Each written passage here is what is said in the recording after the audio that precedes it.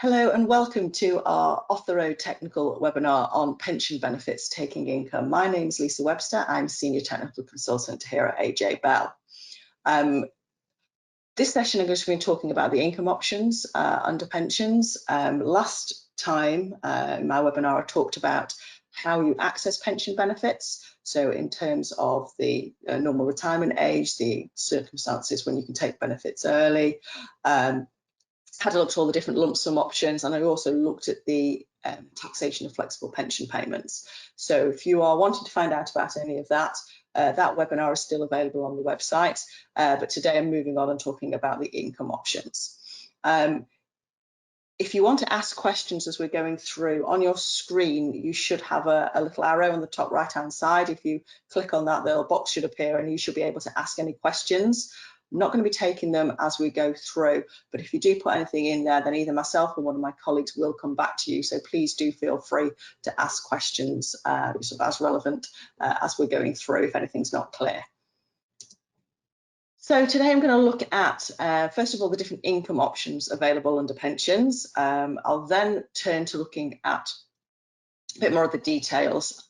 So we have I'll be looking at partial crystallisations, obviously you don't have so-called benefits at the same time.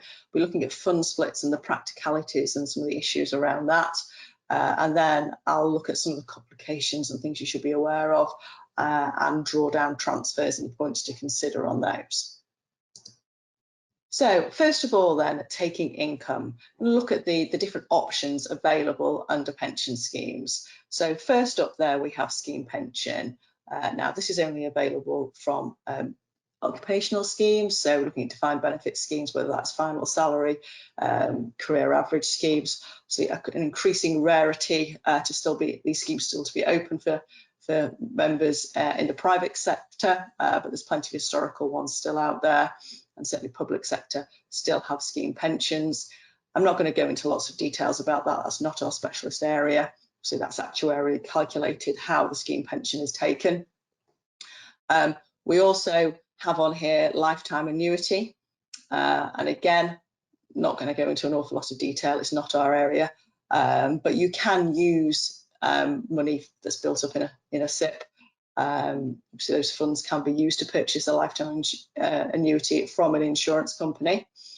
Both scheme pension and lifetime annuity are secure pensions. And important to note that both for those options, they don't trigger the money purchase annual allowance. So what that means is if you take access a scheme pension or you purchase a lifetime annuity and start receiving an income from that, it doesn't in any way restrict your ability to make contributions to any pension schemes. You still have the normal annual allowance, you don't have the lower money purchase annual allowance if you have a scheme pension or you have a lifetime annuity. We've then got flexi access drawdown and cap drawdown, those two types of drawdown, which are available, different circumstances for them within our SIP. So that's what I'm going to focus most of the session on. We're going to be looking at sort of how that works and issues around that. Taking income in any of these forms is a benefit crystallisation event, which means there will be a test against the lifetime allowance whenever somebody first takes a scheme pension payment, purchases a lifetime annuity, or with the drawdown options, it's when you designate funds to draw down, that will trigger a lifetime allowance test. I'm not going to go into a lot of detail about lifetime allowance today. I'll mention sort of, when tests occur and things, but my colleague Rachel has done a webinar on this recently, looking at the lifetime allowance and how those tests work. So if you've missed that and you want to know any more about it, say that will be available. That's on our website as well. You can go back and have a look at that one. With all of these options, you would normally take your PCLS, your pension commencement lump sum, tax-free sum, before taking these. Certainly with the drawdown options, you would almost always take PCLS first and then do drawdown with the rest of your fund. If somebody's taking a scheme pension, it may be that they choose not to take it because they don't need it, and depending on what the commutation factor is, whether it's deemed to be good value or not, but that's not really an issue for drawdown. I can't really think of a good reason if you were going to draw down why you wouldn't take the PCLS first. So looking in more detail then, first of all at Flexi Access Drawdown. So anybody who is accessing drawdown for the first time, so somebody who hasn't touched any of their pension, hasn't taken any pension benefits, and they want to take drawdown, or even they want to take their PCLS and they have to do something else for the rest of the fund at that time, designated drawdown, Flexi Access Drawdown is the only option. It's very simple. There's no minimums, there's no maximums on it. You can take as much or as little as you want. You can take ad hoc payments, though be careful on the taxation issue, which I've covered in the last webinar. You can take annual payments, quarterly, monthly. You can switch your income on and off as you want. Really, as the name suggests, Flexi Access, it really is very flexible. It's important to note when it comes to, say, the lifetime allowance test and benefit crystallisation, it is a benefit crystallisation event. It is tested against the lifetime allowance at the point that you designate funds to draw down, which will 99.9% of the time will be the time that you take PCLS. It is not when you first take income. So you could put funds into drawdown, have a lifetime allowance test, and then not touch it for 5 years, 10 years, 15 years, 20 years, however long, you know. It's only tested at the point you go into it, and then again at age 75, but actually taking any income or not isn't a lifetime allowance test on it. Really important to note that when you first take income from the funds, so it's not when you designate it, but as soon as you take £1 of income out of the drawdown fund, then the money purchase annual allowance is triggered. So that means that you can only pay in a maximum of £4,000 contributions into money purchase pension schemes and get the full benefit of tax relief on it. Doesn't make any difference to what you can put into defined benefit schemes. So if you have got somebody who does have defined benefit and money purchase schemes such as a SIP, and they take some Flexi Access drawdown, but they're still accruing benefits in a DB scheme, that's fine. It's not going to restrict what they can put into the DB scheme. It does only affect, it is the money purchase annual allowances on money purchase benefits. When you go into drawdown, your funds remain invested. So you only have to disinvest and cash in however much you need to actually physically pay out the PCLS if you're taking PCLS at the same time. But with your Flexi Access drawdowns, they can remain invested as they have been up to the point of designating the funds. Put a note on here about investment pathways. So investment pathways were due to come in from the 1st of August. That has now been delayed until the 1st of February next year. Now, investment pathways have come about as a result of the Retirement Outcomes Review, and they are primarily focused for non-advised clients. However, the way the regulations have been written, it does mean that even as an advisor, whenever you advise a client to go into drawdown, to designate new funds to drawdown, you will have to consider the investment pathways, say from February next year. So it doesn't mean you have to put them in it or anything like that, but it does mean that you have to rule it out. So before you can make a recommendation that they invest elsewhere, you have to demonstrate that you've looked at a pathway and that you've decided that whatever the alternative investment is more suitable for your client because of X, Y, Z, whatever it is. So we are looking at potentially doing another webinar later on in our series where we look a little more detail at investment pathways. So if that's something of interest, keep your eye out for that one. And just finally, like all income payments, all the income options on the previous slide, when somebody takes their income, takes drawdown income, then it's taxed under PAYE. And I say just be careful if you're taking one-off payments under Flexi Access drawdown, because there is this over taxation issue, which I have written, drafted a guide on, which you should be sent out to you with the slides as well, and it'll be available on the website on that. So that was Flexi Access drawdown. Now moving on to capped drawdown, the basics there. So capped drawdown is the old type of drawdown, basically, only available to those who started or designated funds to draw down, I should say, on or before the 5th of April 2015, so pre-pension freedoms, the old style. So anybody, say, who starts drawdown now for the first time will go into Flexi Access drawdown, but there are plenty of people, we have plenty of clients that are still in cap drawdown. Now, as the name suggests, it means you do have a cap. It's not as flexible. You can't just take out as much income as you want. You can't empty your fund in one go like you can do in Flexi Access drawdown. So you have to have reviews of that cap, which are done every 3 years up until age 75, and then annually thereafter. So there are some more requirements on this. So it may be you find it's more expensive to run, some providers will charge more because there's more work involved because you have to do these reviews, which you don't have anything like that on Flexi Access. There's also the big one really is if you've got property in the pension, because if you have to have valuations done, every 3 years, is it, and it's up to 75, and then if it's after 75, you have to have annual valuations. Obviously, that can add quite a lot of cost. So, yeah, the need for these reviews, and obviously the fact that your income is limited, is really the downside of cap drawdown over Flexi Access. Somebody who's in capped can change to Flexi Access at any time. You just need to put a request into the scheme administrator for them to convert it, and that's fine, very straightforward to do.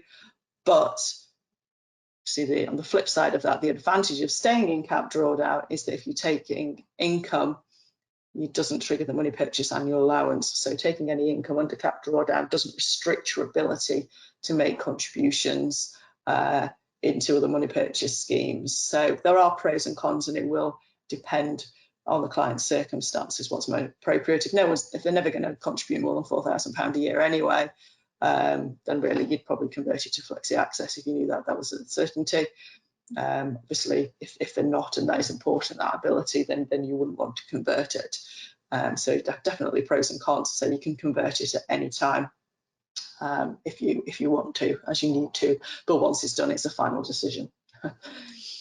Again, it's a form of drawdown. So like Flexi Access drawdown, your funds remain invested, and the same thing after February. You are obviously the only people who can have cap drawdown will already be in cap drawdown now, but if they are making additional designations, which I'll talk about in a few minutes, so they're putting uncrystallised funds, they're crystallising those into capped drawdown, I should say, after February next year, then you will still have to consider investment pathways for those clients as well.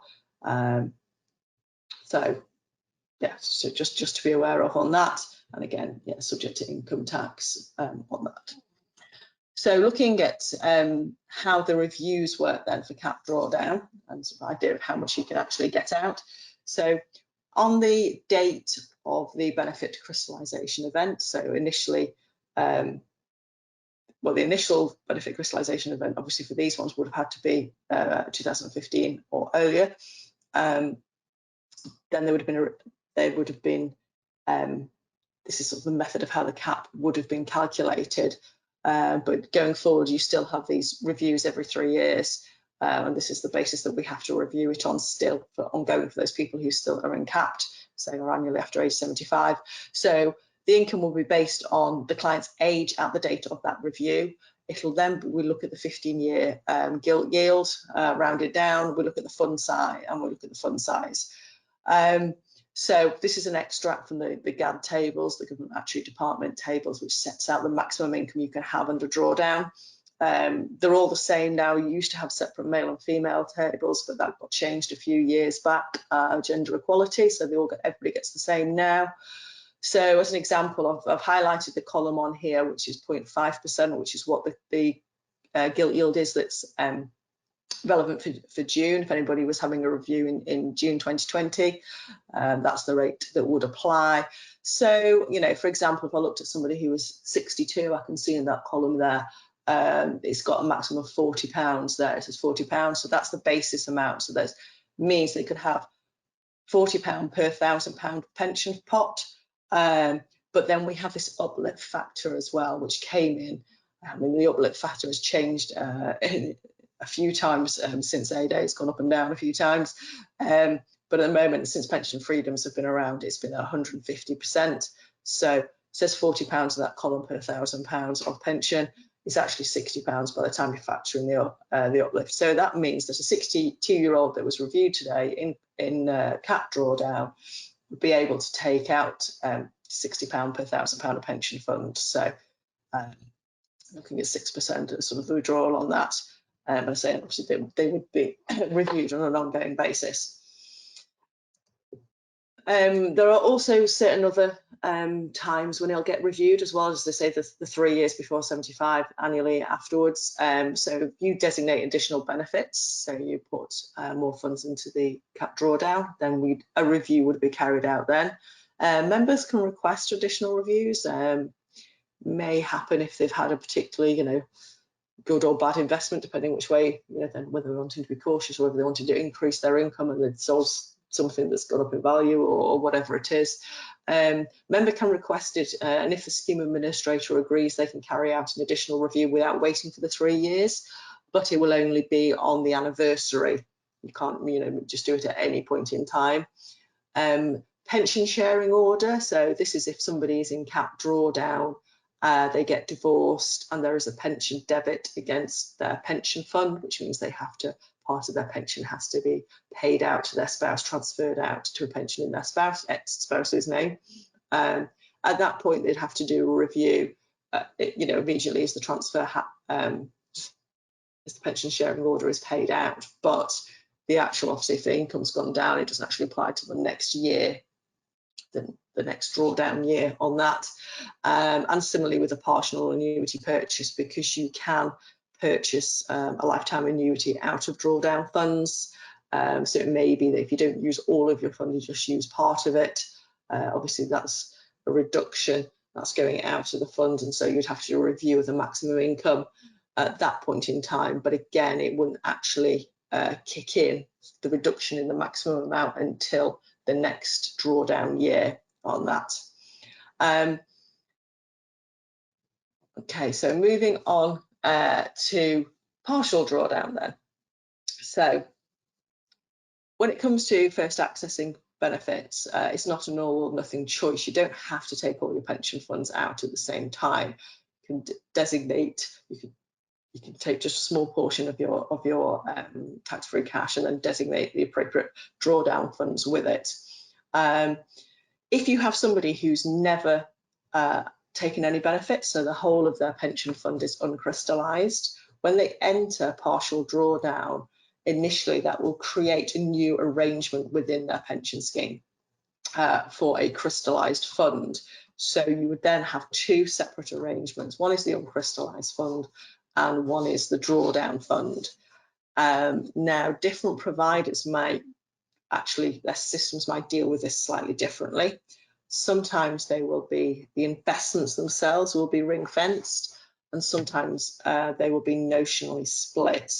We operate on a notionally split basis, which is probably the most common way of doing it amongst SIPP providers. There are pros and cons of doing it each way. So we're going to have a little look at that and sort of how the two different ways work, because you may well have clients who have both ways with different providers. So the first way of doing it is to actually have completely ring-fenced investments. So you have a drawdown arrangement, a drawdown fund, and within that you have certain investments. So in the example here, I've got Fund A, Fund B, and some ABC PLC shares, very imaginative there. That is your drawdown fund. And then you have completely separate, still within the same pension schemes wrapper, but separate arrangement, which is the uncrystallised fund, and that holds different investments. So it's got Fund C, Fund D, and some XYZ PLC shares.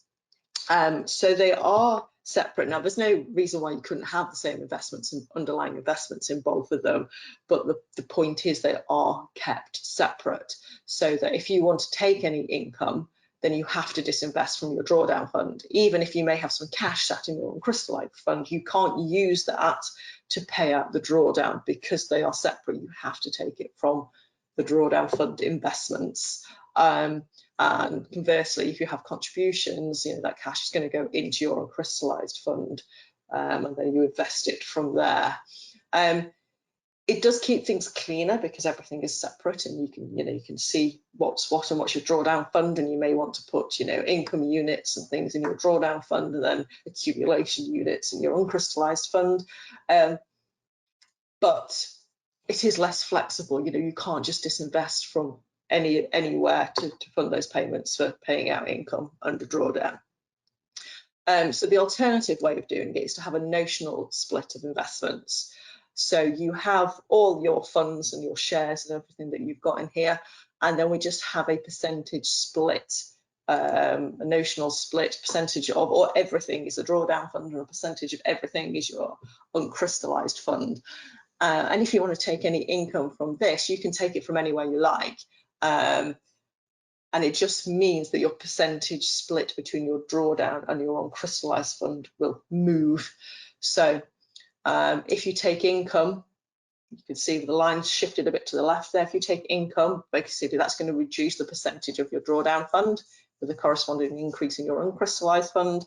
And similarly, if you make contributions, that increases the percentage of the uncrystallized pot and a corresponding decrease in the drawdown percentage. So it's just the systems, and this is how we do it. So the system will calculate any income that's gone out, any contributions that have come in, and adjust the split accordingly. But it does mean your growth is proportionate. So if your whole portfolio grows by 5%, there's no income taken and there's no contributions coming in, then your drawdown fund has gone up by 5% and your uncrystallized fund has gone up by 5%. Whereas on the previous example, if you'd had it completely different, you could have different growth rates, even with no drawdown, no income coming out, no new monies going in. You can have, one's growing more than the other, and they'll be completely separate.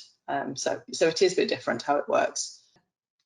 So those are two different ways that it can be dealt with when somebody's partially crystallized. But then, so the next step of this is when somebody comes to take further benefits. So if they've taken a bit of PCLS that's gone out of the pension fund, they've got a drawdown fund, so they now have a drawdown arrangement and they have an uncrystallized arrangement. If they want to take further benefits, you don't have to start a new arrangement again. You can normally add those to your existing arrangement. So if that was on a ring fence basis, then we've got a completely separate drawdown fund and uncrystallized fund. You would actually have to disinvest from your uncrystallized fund, move those funds across into the drawdown pot, and then reinvest them if they weren't being taken as income straight away on that. On the other model, if we're looking at notional split, so we've got all the funds there.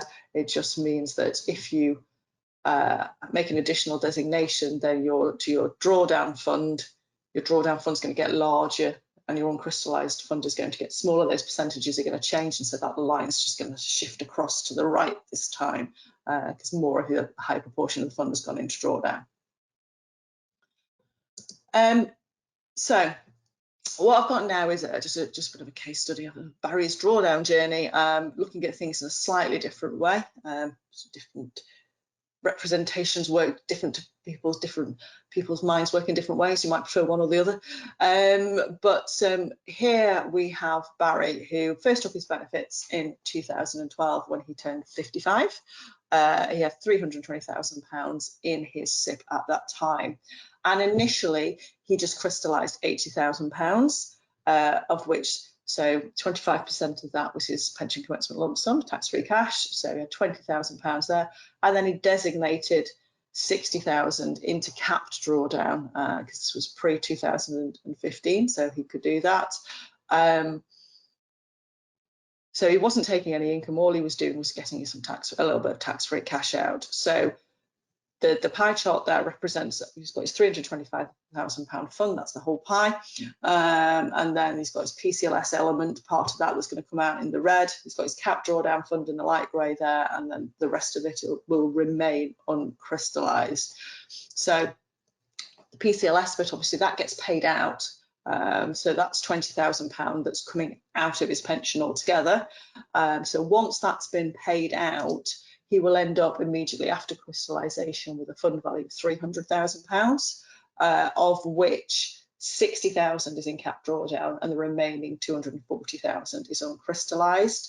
So the way we would do that, where you have a notional split, we'll just go, okay, it's 20-80% split of his fund, and all his investments, they're all combined together, you know, sitting in the pie. All the different investments are there. There's no sort of, you know, ring fencing or anything like that. We would just have this notional split of this 20-80%. A few years down the line, 5 years later, Barry wants to take some more PCLS. At this point in time, his fund has gone up to £500 million. He's not been taking any income. He just wanted a cash lump sum at age 55, so he's not taking. He was still working.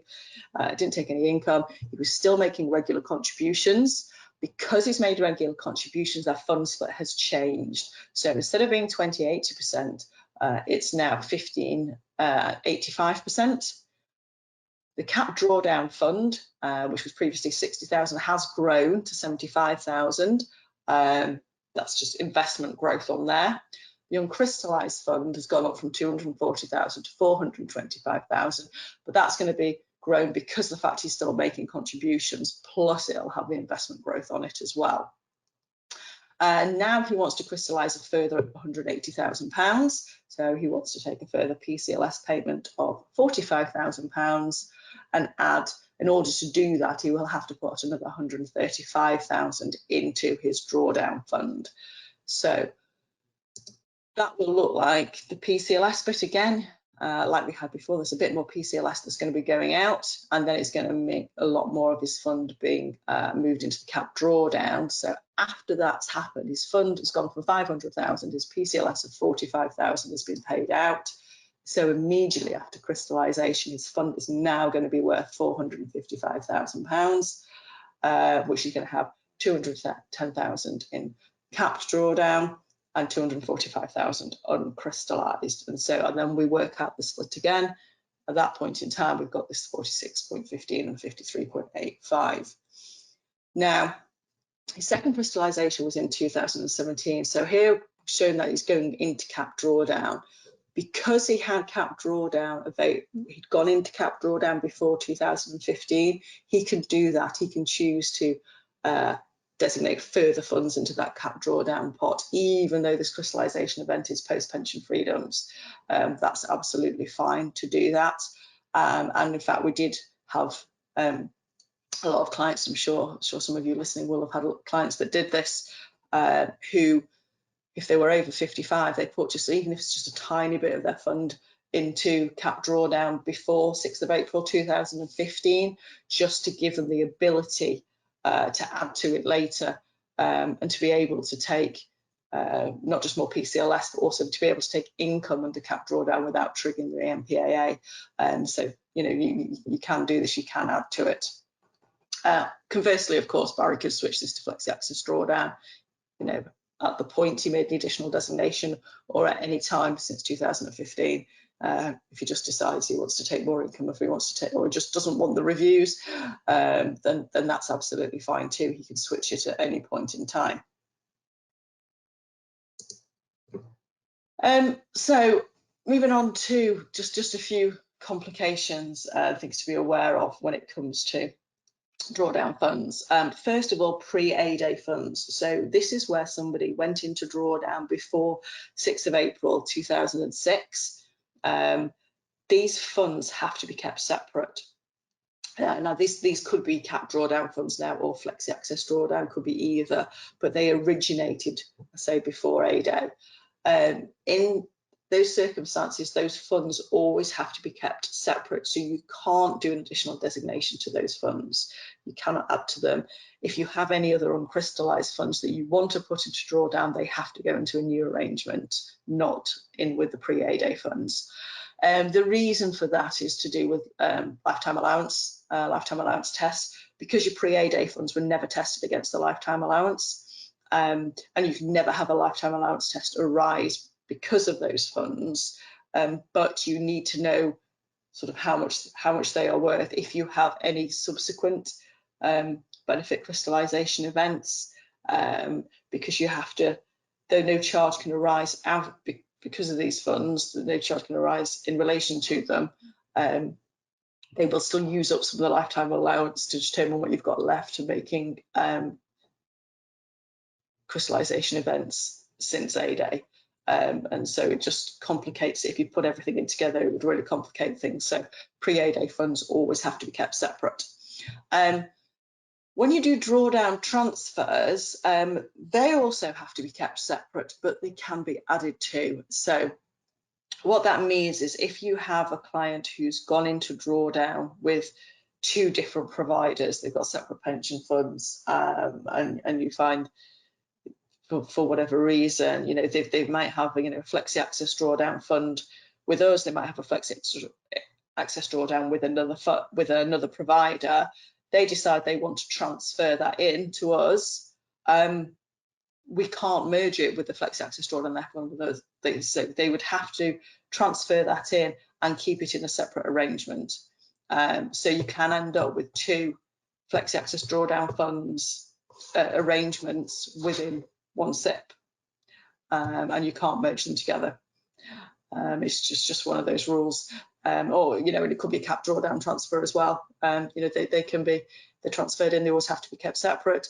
But you are allowed to add to those ones. So if you had somebody who was uncrystallised, or they crystallised elsewhere and they did a drawdown transfer in, you can then use that arrangement when you crystallise your existing uncrystallised funds and put that into that drawdown arrangement, which is originated from a transfer. So you can add to these ones, so they are slightly different.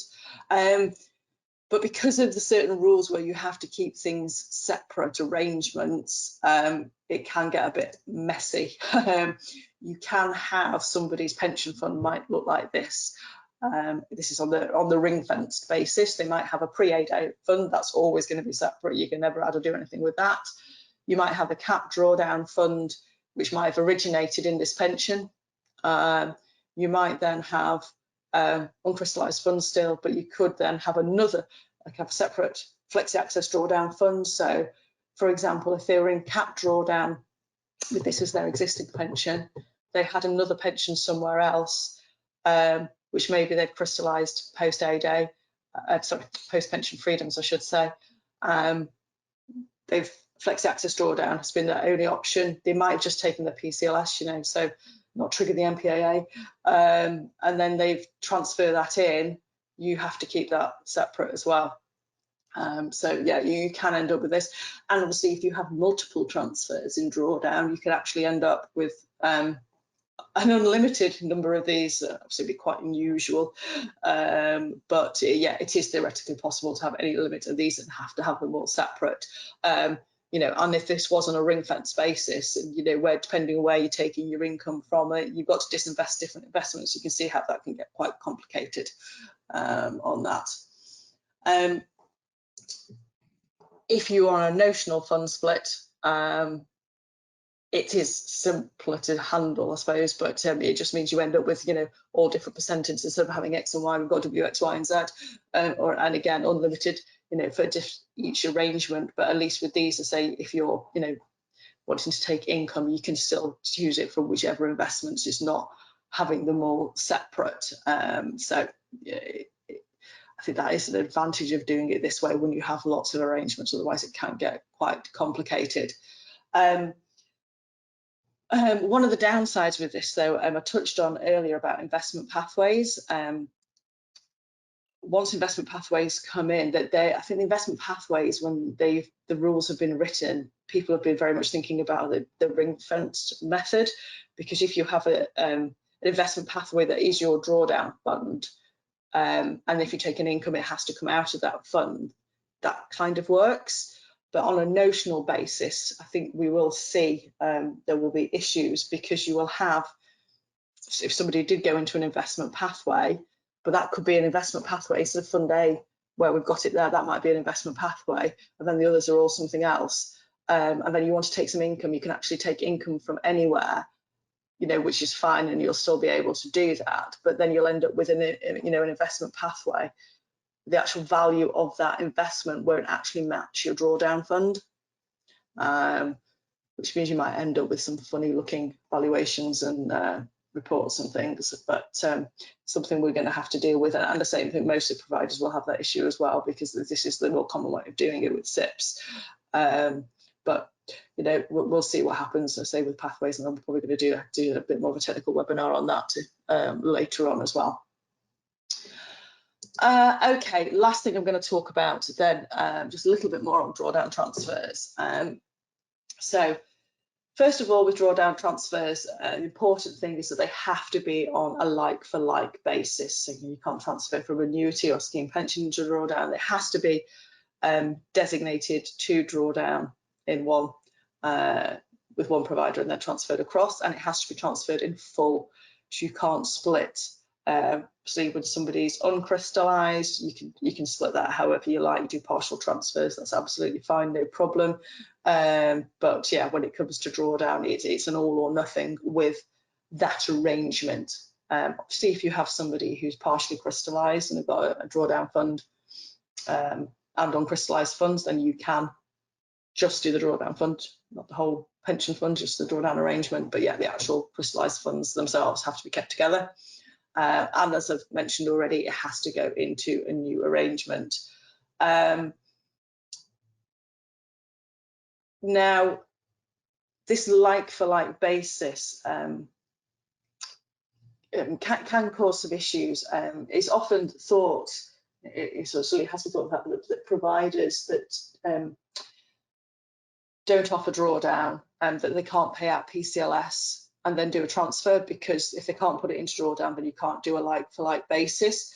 But we do have this statutory permissive override that came in with pension freedoms in 2015, which is worth being aware of if you're not already. So basically, when pension freedoms came in, I think it was all quite rushed and a bit of a surprise for everybody in the industry. One of the things that the government did is in the legislation, they put this permissive override in, which meant that any defined contribution pension scheme has the ability to pay out pension freedom benefits, which includes flexi access drawdown.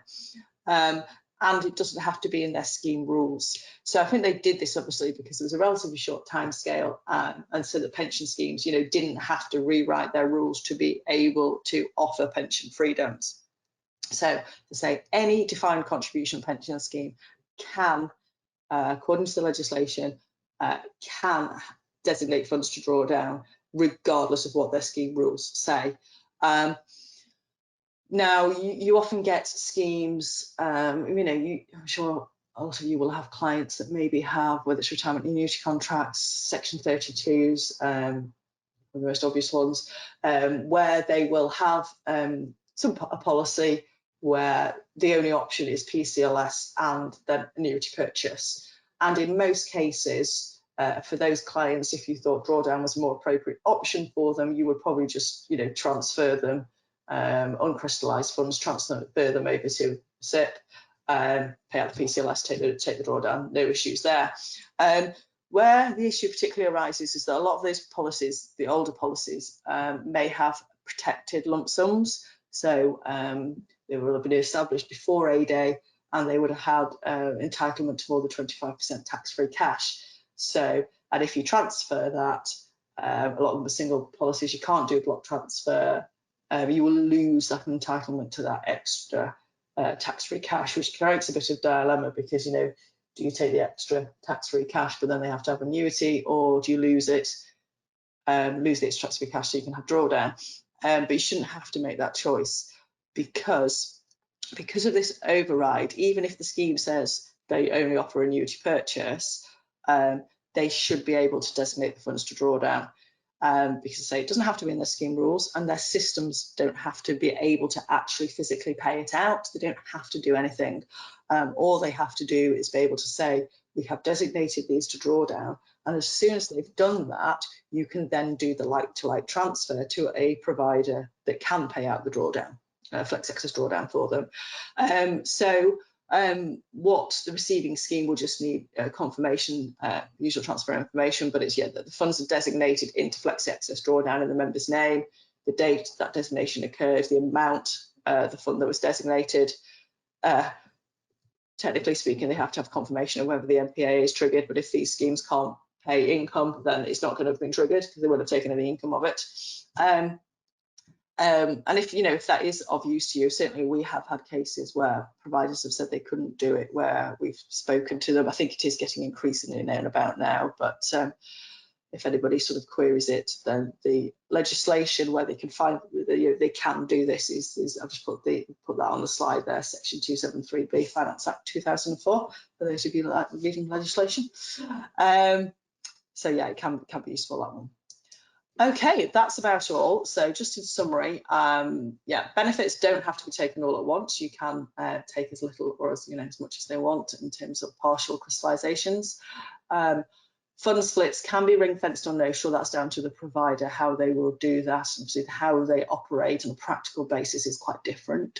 Cap drawdown can be converted to flexi at any time, which you might want to do to avoid the additional costs or the hassle of the reviews, but do be careful about triggering the money purchase annual allowance. And then finally, just the statutory override. It's not one that you're going to need to use all the time, but it can be useful for the right clients and it can make quite a big difference to them. So that is all from me for today. So thank you very much for listening, and goodbye.